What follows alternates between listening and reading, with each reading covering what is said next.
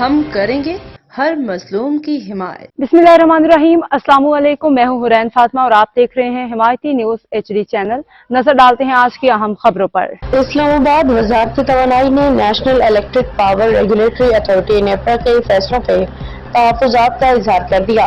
वफाकी वज़ीर तवानाई अवैस लगारी का कहना है कि नेपरा के मुताबिक फैसलों पे वजारत तवानाई को शदीद तहफ़्फ़ुज़ात हैं। नेपरा के फैसले वफाकी सब्सिडी और टैरिफ पे असरअंदाज हो सकते हैं। अवैस लगारी का कहना है कि नेपरा के हालिया फैसले तवानाई शोबे में माली दबाव बढ़ा रहे हैं। वजारत तवानाई नेपरा के टैरिफ फैसलों का जायजा लेने का इरादा रखती है। अवैस लगारी के मुताबिक दिसंबर 2024 से ज़राए जनरेशन टैरिफ का फैसला अब तक ज़ेरे गौर नहीं। तरसील तकसीम और फराहमी से मुतालिक नेपरा की पॉलिसियों का दोबारा जायजा लिया जाएगा। नेपरा की ताख़ीर तवानाई शोबे के माली पायदारी के लिए खतरा बन गई है। टैरिफ फैसले निजी सरमायाकारी और सार्फिन पे मनफी असरात डाल सकते हैं।